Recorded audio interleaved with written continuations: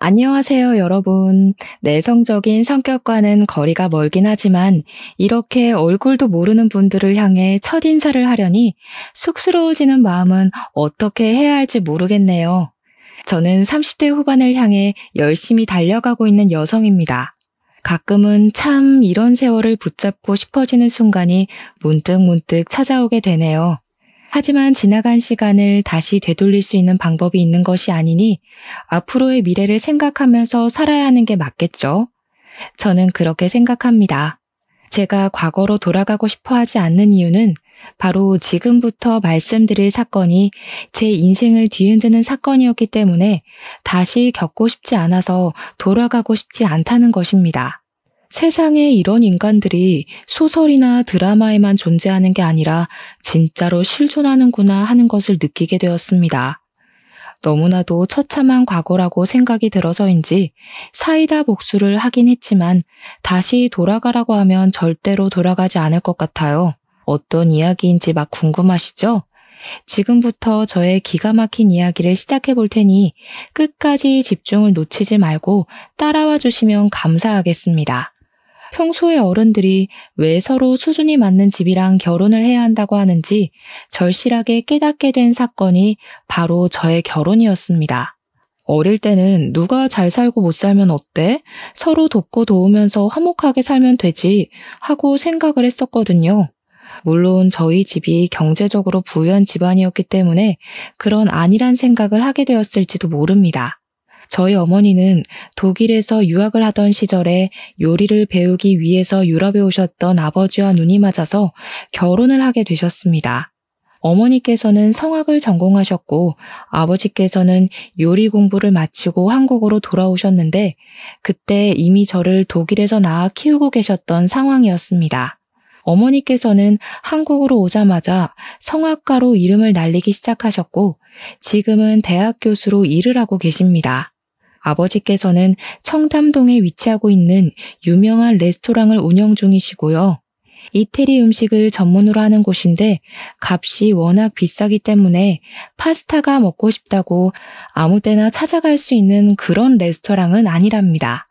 전부 다 예약제로 운영을 하고 있기도 하고 아버지께서 워낙 프라이빗한 것을 선호하시기에 유명 인사들 사이에서도 맛집으로 소문이 나 있는 그런 비싼 레스토랑입니다.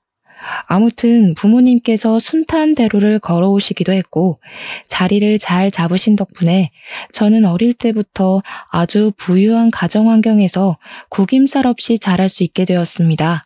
집도 학군이 좋고 비싸다는 청담동에 있었고 동네 아이들도 좋은 대학에 가는 것이 목표였던 터라 공부를 하며 선의의 경쟁에 대해 배우며 자랐습니다. 저는 대학을 꽤 좋은 학교에 입학을 하고 졸업을 했고 틈틈이 준비했던 자격증들 덕분에 취업 준비를 한 지 얼마 지나지 않아 대기업에 취직을 하게 되었습니다. 대기업의 생활이란 참으로 바빴습니다. 야근도 출장도 그렇고 컴퓨터 앞에서 떠나질 못하니까 몸이 점점 망가지기 시작하더라고요. 제가 또 운동하는 걸 별로 좋아하지 않아서 몸을 방치하다 보니까 20대 때에는 괜찮았는데 30대 중반에 들어서면서부터 몸이 힘들다는 게 절절하게 느껴졌습니다. 그래서 동네 헬스장을 알아보고 개인 PT를 등록해서 다니기 시작했는데 저의 개인 트레이너였던 남자분과 운동하면서 정이 싹 텄고 연애를 시작하게 되었습니다. 헬스 트레이너이긴 했지만 등록하는 손님이 꽤 많은 헬스장이 아니라서 그런지 매일같이 전단지를 돌리며 홍보를 하는 모습이 좀 힘들어 보이긴 했습니다. 어느 날은 저에게 운동이 좋아서 시작한 일이지만 다른 부가적인 일이 더 많은 것 같아서 힘들다며 다른 일을 알아볼까 하고 진지하게 고민을 하더라고요. 그런데 운동만 줄기차게 했던 사람이라 할 줄 아는 것이 별로 없었고 취업에 뛰어들자니 마땅히 취업을 할 만한 곳이 없었던 것입니다. 그래도 용기를 가지고 입사 지원서를 내고 면접을 보러 다니곤 했지만 결국 취업이 되지 않아서 원점으로 돌아와 헬스 트레이너 일을 계속하게 되었습니다. 엄청나게 우울해하면서 미래에 대한 불안함에 슬퍼하는 남자친구를 제가 옆에서 내내 지켜주고 달래주고 하면서 저희의 연애 시간을 보냈습니다. 그렇게 1년이라는 시간을 넘게 만나다가 이렇게 계속 우울해하기만 하면 안 되겠다 싶어서 너무 사랑하는 마음에 제가 든든한 벽이 되어주기로 결심을 했습니다. 저는 남자친구에게 결혼을 하자고 프로포즈를 하게 되었고 남자친구는 제 프로포즈에 깊은 감동을 받았다며 저와의 결혼을 약속하게 되었습니다. 남녀가 바뀐 것 같다는 생각이 드실지 모르겠지만 사실 누가 먼저 프로포즈를 하는 게 무슨 상관이겠습니까? 그때는 그렇게 생각했습니다. 앞서 말씀을 드렸지만 저희 집은 꽤 부유한 집이었지만 사실 남편의 집은 저희 집과는 전혀 다른 사정을 가지고 있었습니다. 남편이 헬스장에서 열심히 벌어온 푼돈을 가지고 시부모와 신우까지 4명의 식구가 방이 2개밖에 없는 빌라에서 살고 있었던 것입니다. 방이 2개밖에 없었기 때문에 시부모가 안방을 사용하고 신우가 작은 방을 사용했으며 남편은 방이 없어서 거실에서 생활을 하고 있었습니다. 남편은 본인만의 공간이 없어서 너무 힘들었다는 말을 자주 했었는데 그 말의 끝은 결혼을 빨리 해서 집을 나가고 싶다는 결혼으로 자리를 잡았습니다. 사실 그 말 자체가 제가 프로포즈를 하게 된 결정적인 계기가 되는 말이기도 했고요. 어릴 때부터 늘 항상 저만의 공간을 가지고 있었던 저로서는 거실에서 생활을 하는 남편이 너무 안쓰럽게 보였고 빨리 공간을 만들어주고 싶었습니다. 프로포즈까지 한 마당에 양가에 인사를 드리러 가게 되었는데 저희 집에서 남편의 직업이 헬스 트레이너라는 사실을 알고는 탐탁지 않아 하셨습니다. 고정적인 수입이 별로 되지 않고 헬스 트레이너에 대한 인식이 별로 좋지 않았기에 저에게 고민을 더 해보라고 말씀을 하셨습니다. 하지만 저는 남편을 너무나도 사랑했고 남편이 힘들어하는 걸 보고 싶지 않았기 때문에 결혼을 몰아붙여 감행하게 되었습니다. 물론 저희 부모님께서도 사람 보는 눈이 있고 연륜이 있었기에 저를 말리신 것이겠지만 아무것도 모르는 제가 그 염려를 무시하게 된 것이었습니다. 그게 정말 큰 실수였다는 것을 머지않은 시간 만에 깨닫게 되었고요. 제가 참 불현이었죠. 그 당시에는 양가 상견례를 하는 자리에서 연신 눈물을 훔치며 집에 돈이 없어서 한 푼도 지원을 해줄 수 없다는 시모가 너무나도 안타까웠습니다. 누가 준비를 하던 돈이 있는 사람이 준비를 하면 장땡이라고 생각했던 치기 어린 마음에 시부모에게 제가 알아서 다 하겠다고 호언장담을 했습니다. 저희 부모님은 제가 생각 없이 뱉어낸 말에 무척이나 어이없어 하셨지만 그 자리에서 뭐라고 꾸짖을 수가 없으니 참으시더라고요. 시모는 제 손을 꼭 잡고 부족한 자기 아들을 거둬줘서 고맙다고 잘 지내보자고 몇 번이나 저에게 말씀을 하셨습니다. 시작부터 공이 정방향으로 잘 굴러가는 듯한 느낌을 받아서 너무 행복했습니다. 신우도 저에게 언니가 생긴 기분이라 좋다고 해맑게 웃으면서 말을 하는데 이게 바로 결혼이고 가정과의 화합이구나 하는 생각이 절로 들었습니다. 저에게 친언니처럼 생각하고 따르겠다며 애교를 부리는 어린 신우를 보면서 저와 남편은 훈훈한 분위기를 느꼈지만 우리 부모님만 별로 좋아하지 않으셨습니다. 저는 그냥 별 생각 없이 딸을 시집 보내는 게 서운하셔서 저렇게 표현을 하시나 보다 하고 안일하게 생각했습니다. 집으로 돌아오는데 어머니께서 그런 말씀을 하셨습니다. 그 어린 신우도 너무 가식적으로 웃는 것 같은 느낌이 들고 시부모도 빈대근성이 있는 것 같은데 그래도 이 결혼 꼭 해야겠니? 어머니, 이렇게 짧게 만나보고 어떻게 사람의 본성을 다 파악할 수 있겠어요? 엄마가 오해하는 거예요. 저는 어머니의 생각이 너무 깊은 거라 치부했지만 결혼을 준비하면서 어머니가 하신 말씀이 어떤 뜻인지 조금 느낄 수 있게 되었습니다. 남편과 결혼을 준비하면서 당연히 예물을 골라야 했기에 웨딩 반지를 보러 주얼리숍에 갔는데 시모가 따라온 게 아니겠습니까? 와, 언니, 이거 너무 예쁘다. 이 귀걸이 제가 하면 진짜 예쁘겠죠? 와, 이 목걸이까지 세트인가 봐. 언니, 저 이거 하나만 사주시면 안 돼요? 다이아가 딱 박힌 귀걸이를 골라 잡더니 저에게 사달라고 하는 게 아니겠습니까? 거기가 웨딩 전문숍이라서 그런지 가격도 한두 푼 하는 게 아니었습니다. 제가 신우에게 선물로 줄 만한 가격은 절대 아니었고 평소에 끼고 다닐 수 있는 디자인도 전혀 아니었습니다. 애둘러서 거절을 했는데 신우가 이런 거 하나 못 사주냐면서 입을 삐죽이더라고요. 아직 나이가 어리니 뭘 몰라서 그런 거구나 하고 넘겼습니다. 집을 보러 다닐 때엔 더 심각하게 시모가 따라붙어서는 집을 둘러보고 있는데 너무 작다며 큰 집으로 이사를 갈 생각은 없냐고 구시렁거리시더라고요. 방이 4개짜리 집이면 우리가 같이 살아도 좋을 것 같은데. 아니, 신혼집을 보고 있는데 다짜고짜 합가 이야기를 꺼내니 저도 당황스러웠지만 부동산 직원분이 더 당황하셔서 제 눈치를 보기 시작하셨습니다. 시모는 눈치도 없는 건지 일부러 그러는 건지 선심을 쓰듯이 안방은 너네가 쓰고 작은 방은 우리가 쓰고 하면서 은근히 합가 이야기를 꺼내더라고요. 저는 당연히 신혼생활에 대한 환상도 있었고 남편이 집을 떠나고 싶어 했다는 것을 잘 알고 있었으니 딱 잘라서 거절의 의사를 비췄습니다.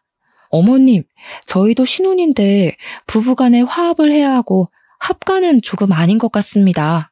어이구, 나는 너를 딸처럼 생각하기로 했는데 너는 아니구나. 내가 불편하니? 이제 한 가족인데 너무 서운하게 딱 자르는구나. 저는 한숨이 절로 나왔습니다.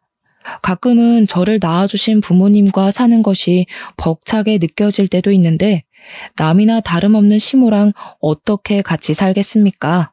옆에서 줄기차게 구시렁거리는 시모의 말을 무시하고 집을 구하는데 한 푼도 보태줄 수 없다는 시댁의 말에 따라 집도 제 명의로 제 돈으로 구했습니다. 제가 또 나름 대기업을 종사하게 된 지 10년 차가 된지라 모은 돈이 꽤 많이 있었거든요. 물론 남편에게는 대출을 받았다고 거짓말을 했고요. 그게 저희 부모님께서 돈을 지원해 주시는 조건이기도 했습니다. 처음부터 돈이 있다는 사실을 밝히는 것은 서로에게 좋지 않게 작용을 할 것 같으니 최대한 대출로 얻은 집이라고 말을 하길 원하셨습니다. 하지만 말과는 다르게 부모님께서는 신혼부부가 어떻게 될지도 모르는 불안한 상황에서 몇 억의 대출은 위험하다고 하시며 돈을 빌려주셨습니다. 남편은 당연히 제가 은행에서 대출을 받은 줄 알고 앞으로 이자를 어떻게 내야 할지에 대해 고민을 하더라고요. 저는 적당히 장단을 맞추며 남편에게 내 명의로 대출을 받아야 하기 때문에 집 명의도 내 명의로 해야 한다고 속이게 되었습니다.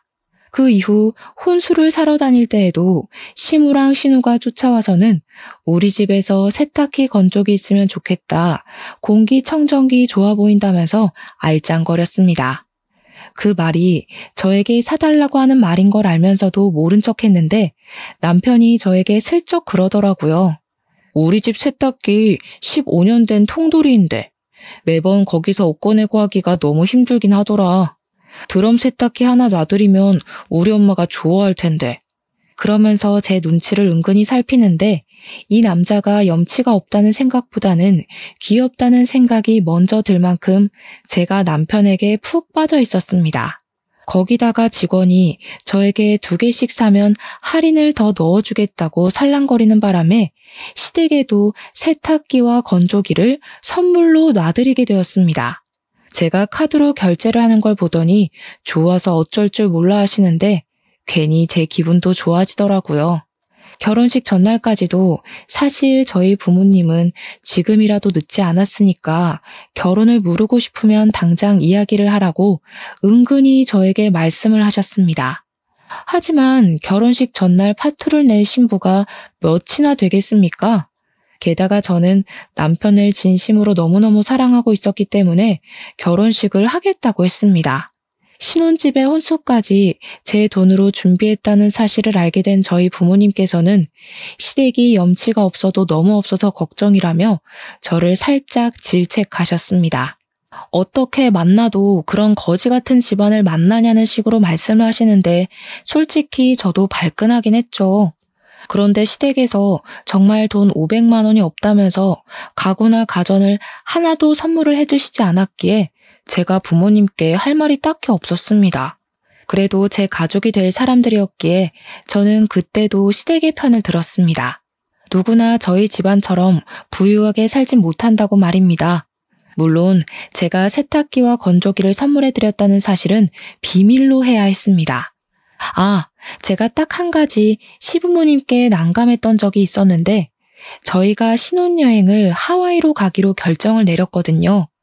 그런데 시부모님이 해외여행을 한 번도 가본 적이 없다며 하와이를 같이 가고 싶다고 신혼여행을 따라가겠다고 하시는 거 아니겠습니까? 돈이 한 푼 없어서 저희에게 방향제 하나 선물해 주시지 못한 분들이 무슨 돈이 있어서 하와이를 가고 싶다고 하시는 건지 제가 이건 아니다 싶어서 나중에 같이 해외여행을 가자고 신혼여행인데 부부 둘이서만 가고 싶다고 말을 하니까 삐지시더라고요.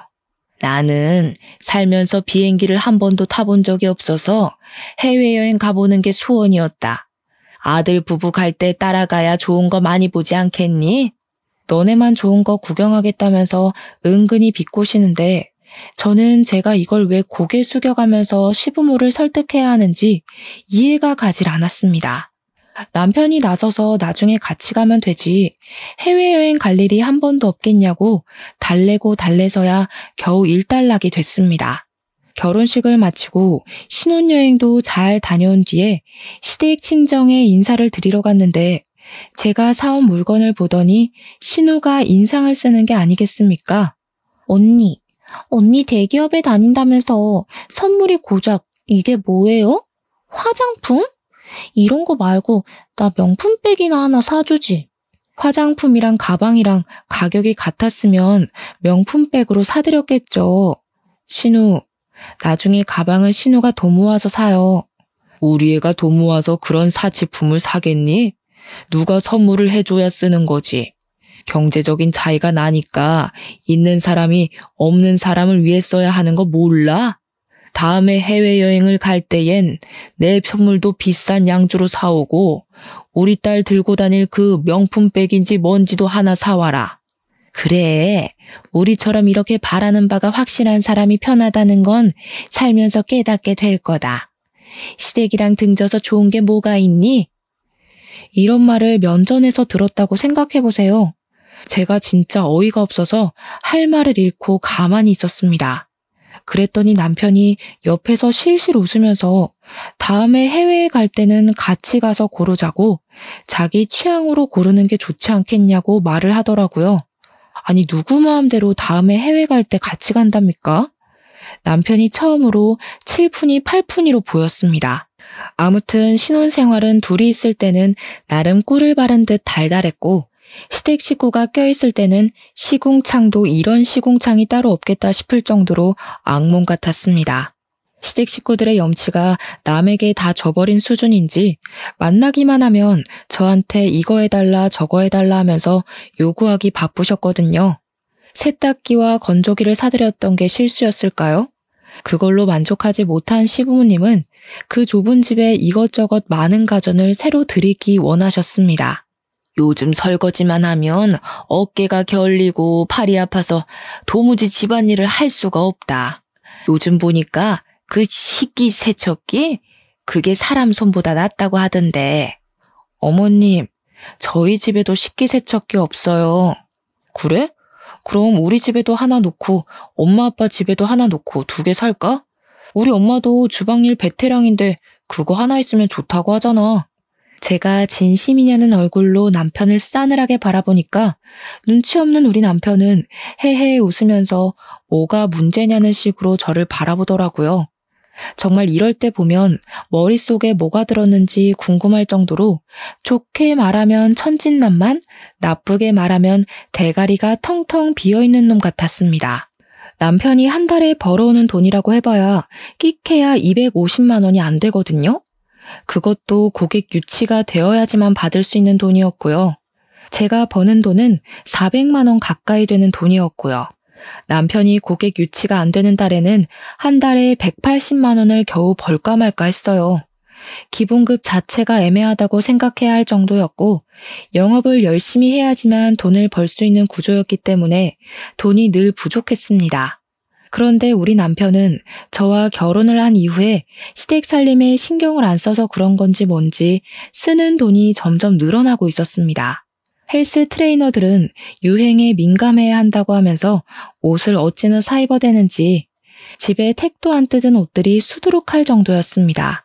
거기다가 요즘의 영업을 전부 SNS를 통해서 하는 거라며 하루 종일 손에서 휴대폰을 놓지 않고 생활을 하니 얼마나 꼴보기가 싫겠습니까? 하지만 저는 남편을 진심으로 사랑했고 모든 허물을 감싸줄 수 있다고 믿고 있었기 때문에 남편이 하는 행동에 불만을 가지지 않으려고 백방으로 노력을 했습니다. 하지만 그런 마음을 먹기와는 반대로 시댁에서의 염치 없는 행동은 날이 가면 갈수록 도를 지나치고 있었습니다. 어느 날 우리 아버지께서 저에게 전화를 하셔서 너무 오랜만이라 반갑게 받았더니 시작부터 황당함을 감추지 않으시고 말을 하시더라고요. 아버지께서 평소 통화할 때 그런 식으로 전화를 받자마자 이야기하시는 경우가 거의 없기에 저는 무슨 일이냐고 바로 여쭈어 보았습니다.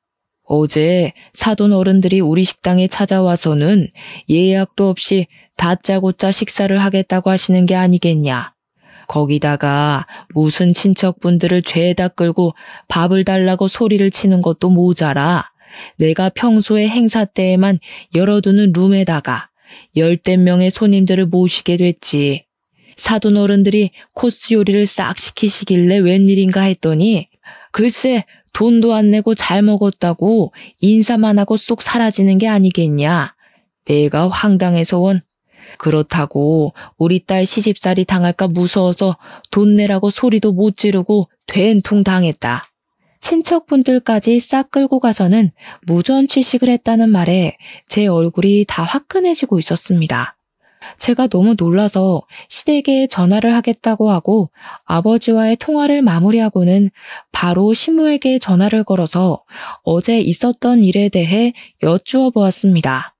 정말 친척분들을 죄다 끌고 가서 공짜로 코스 요리를 먹고 온 것이 맞는지 재차 확인을 하는데 시모가 저에게 버럭하시면서 말을 하시더라고요.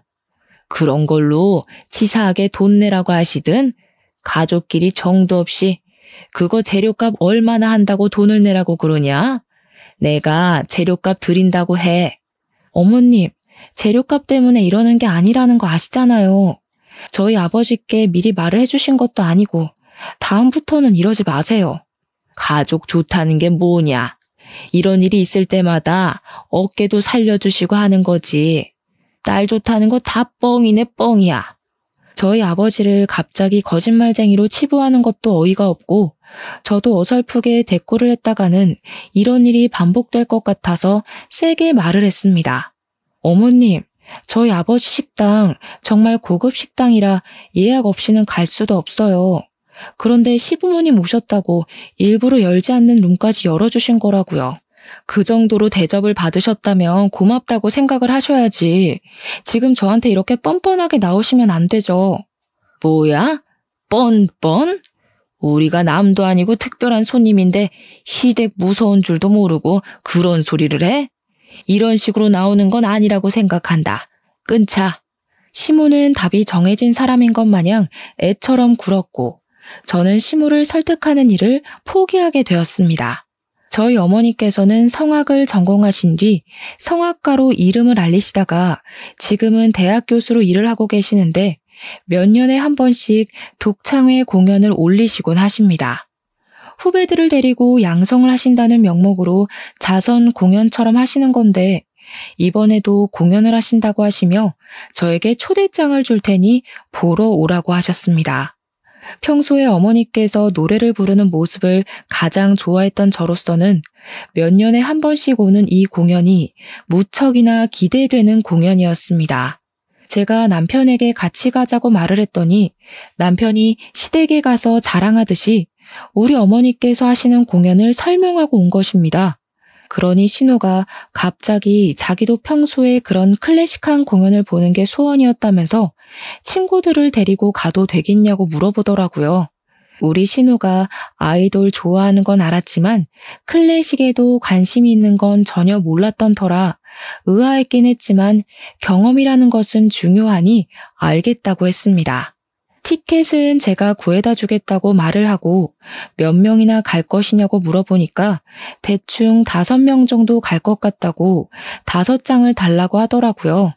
신우에게 티켓을 전달해주고 저도 설레는 마음으로 남편이랑 같이 보러 갔는데 진짜 티켓 준 걸 뼈저리게 후회하게 되었습니다. 제가 일부러 좌석도 좋은 좌석으로 어머니께 부탁을 드려서 받아낸 티켓이었는데 신우 친구들이 전부 하나같이 문제가 있더라고요.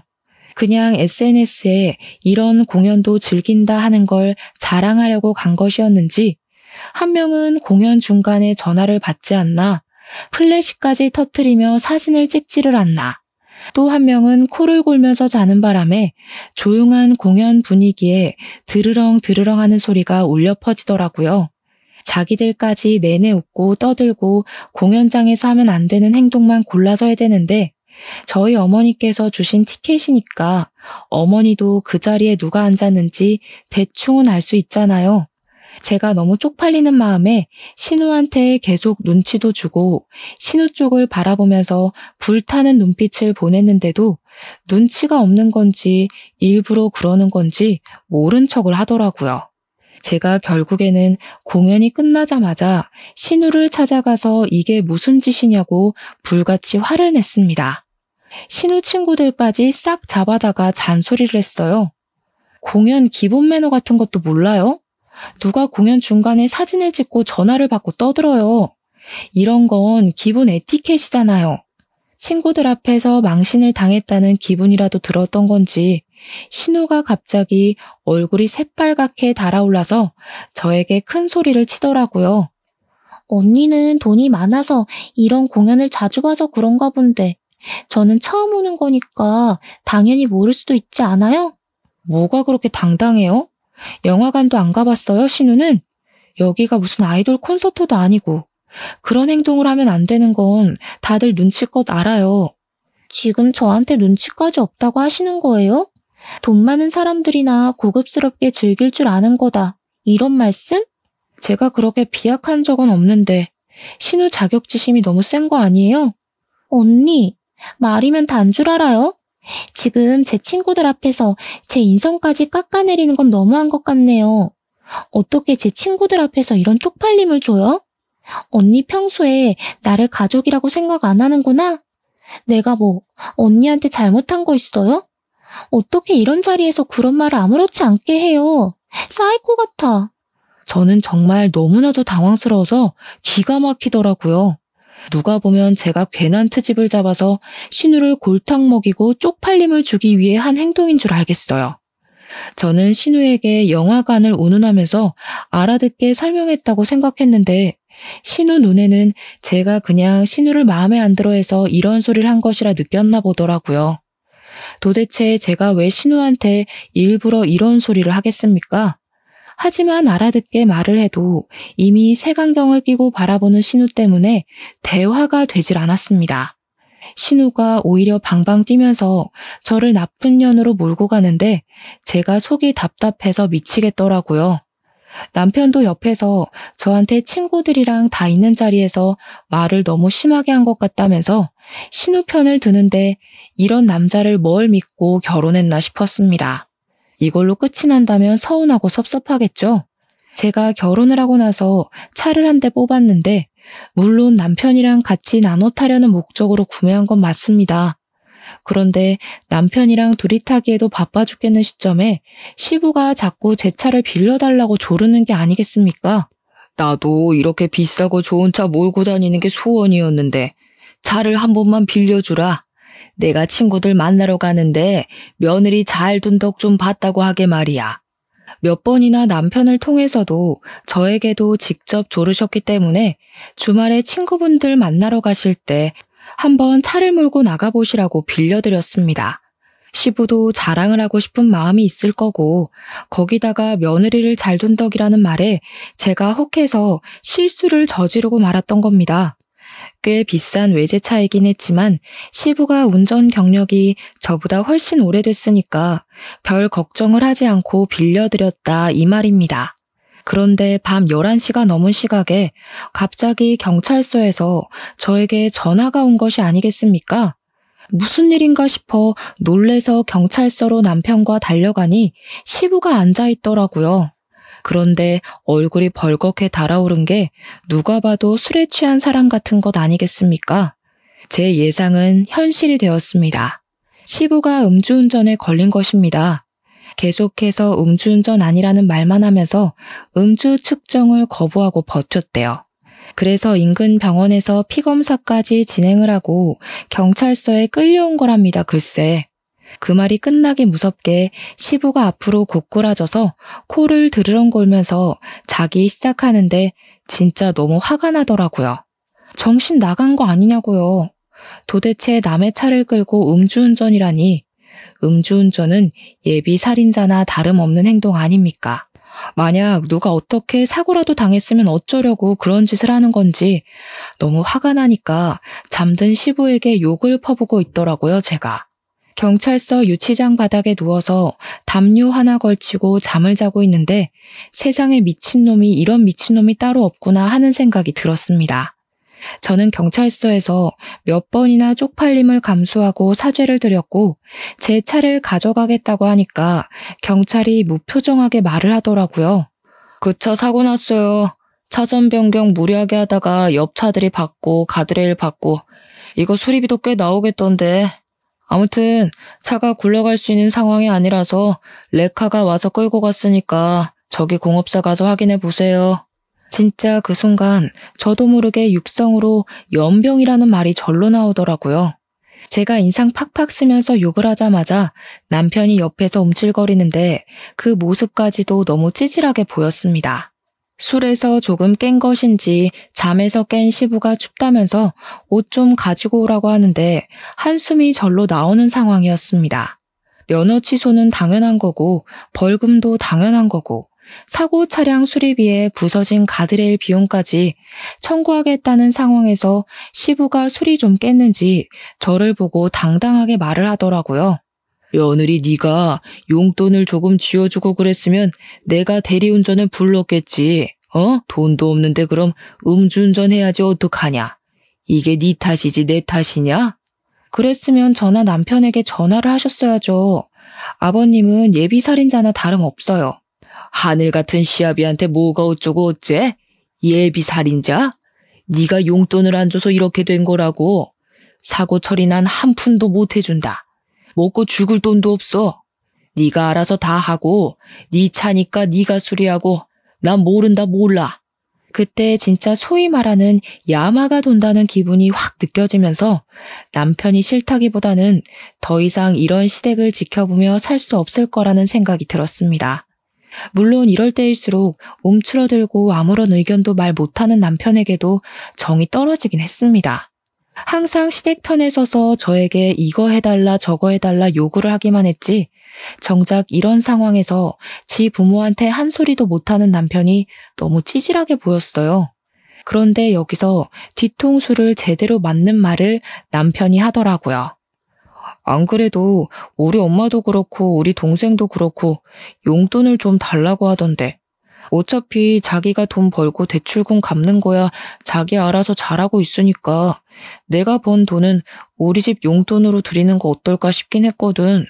자기네 집은 부자니까 장인어른 장모님이 알아서 잘 노후 준비하시면서 사시잖아. 우리 집은 또 그게 아니라서 지금 상황에서 그게 할 말이라고 생각해? 뭐 언젠가는 할 말이니까. 그리고 우리 집이 너무 낡아서 이사도 좀 갔으면 좋겠는데 자기 대기업 다니니까 대출이 잘 나오잖아. 혹시 추가 대출 같은 게 좀 되나? 그러면 자기 돈으로 이사도 갔으면 좋겠는데 이게 진짜 말이라고 다인 줄 아나.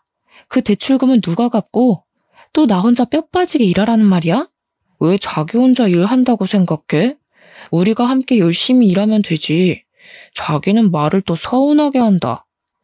당연하게 저에게 돈을 내놓으라는 식으로 말을 하는데 그 순간 이 결혼은 실패한 결혼이라는 생각이 제 머릿속을 지배했습니다. 이대로 가다가는 영영 시댁의 노예로 살게 될 것이 자명했기에 저는 부모님의 마음을 10분 이해할 수 있었고 동시에 이혼을 하겠다는 결심을 하게 되었습니다. 염치도 없고 눈치도 없는 남편. 저만 보면 돈 외쳐대는 시대까지 이대로 살면 안 되겠다 싶어서 저희 부모님께 이혼을 하겠다고 죄송하다고 말을 했습니다. 처음에는 저희 부모님께서도 한숨을 쉬시며 잔소리를 하려고 하시다가 제 의견을 지지해 주시겠다고 하시며 변호사를 선임해 주냐고 물어보시더라고요. 제가 곱게 이혼을 해주면 제 속만 골물 게 분명했기에 저는 그동안 당한 것들을 모두 깔끔하게 복수로 되돌려주기로 마음을 먹었습니다. 저는 제일 먼저 한 행동이 차량 수리비부터 시작해서 상대방 병원비에 보상금 벌금까지 싹 다 종합해서 시댁에 청구를 했습니다. 운전을 제가 한 것이 아니었고 일일 보험이라는 것을 가입해 두었기 때문에 법적으로 제가 물어내지 않아도 된다는 것을 변호사를 통해 확인을 받았습니다. 변호사와 상황을 전부 정리했고 시댁에 보상 청구 소송을 진행하는 것으로 결론을 내렸습니다. 하지만 이건 당연하게 해야 할 일인 거지 복수가 아니지 않겠습니까? 저는 시댁의 거지근성을 이용해서 통쾌한 복수를 해주기로 계획을 짰습니다. 제가 소송을 걸었다는 사실을 모르는 시댁 식구들에게 여행을 보내주겠다고 말을 했습니다. 해외여행을 보내주는 거냐며 면세점 쇼핑이라도 해야겠다고 신우가 엄청 신이 나서 말을 하는데 제가 정신 나갔다고 복수에 그 큰 돈을 쓰겠습니까? 제가 일이 바빠서 이번에는 같이 갈 수 없으니 국내 여행을 다녀오라고 기차표도 다 끊어놨다고 말을 했습니다. KTX를 타고 부산에라도 다녀오라며 최고급 호텔도 잡아놓겠다고 시댁 식구들을 꼬셨고 그게 어디냐면서 다들 신나서 준비를 하더라고요. 해외를 보내주지 않는다고 신우의 입이 뾰루통하게 나왔지만 제가 최고급 호텔 이야기를 꺼내니까 입을 쏙 집어넣더라고요. 그렇게 무궁화호 기차를 끊어놓고는 사실은 KTX를 끊어놓은 척 티켓을 위조해서 시댁 식구들에게 보냈습니다. 제가 숙소도 최고급 호텔을 잡았을 리가 없잖아요. 인터넷에 수소문을 해서 알아본 여인숙 같은 침대도 없는 그런 숙소를 예약했습니다. 마치 고급져 보이는 호텔인 것 마냥 숙소 내역도 포토샵을 통해서 수정을 해서 5성급인 척 꾸며서 보냈습니다. 무궁화호를 타면 기차만 5시간 이상을 타야 하는 거 아시죠? 그래서 시댁 식구들이 서울역에 가서 KTX를 타고 가는 줄 알고 신나 있을 동안 저는 용달을 불렀습니다. 우리 집에 있는 남편의 짐을 모조리 다 빼서 시댁에다가 옮겨놓고 시댁을 찾아가서 제가 사준 세탁기와 건조를 중고 매장에 냅다 팔아버렸습니다. 솔직히 치사하다고 생각하실지 모르겠지만 제가 내 돈으로 사준 물건이니까 소유권도 당연히 저한테 있다고 생각했습니다. 그 집에 제 돈으로 산 물건이 하나도 없길 바랬거든요. 제가 신우에게 선물해준 화장품까지 하나하나 다 챙겨서 제 돈으로 산 물건을 버리거나 제가 챙겨오거나 중고 거래로 팔았습니다. 저는 바로 부동산에 들러서 집도 내놓고 제 짐까지 싹 빼서 친정으로 옮겼습니다. 그런 일을 벌이는 사이에 시댁에서는 KTX 티켓이 아니라면서 무궁화호 티켓이라고 난리가 난 것이 아니겠습니까? 어떻게 예약을 했길래 티켓이 이렇게 실수가 날 수 있냐고 저를 질책하길래 저는 시댁 식구들을 가머니솔로 꼬셨습니다. 제가 티켓을 잘못 봤나 봐요. 이상하네, KTX였는데. 그래도 숙소는 딱 우리 시댁 식구들에 맞춰서 준비했으니까 즐겨주세요. 제가 짐 정리를 미리미리 해놔서 그런지 시댁 식구들이 여인숙 주소 앞에 도착했을 때 어느 정도 짐 정리가 다 된 상태였습니다.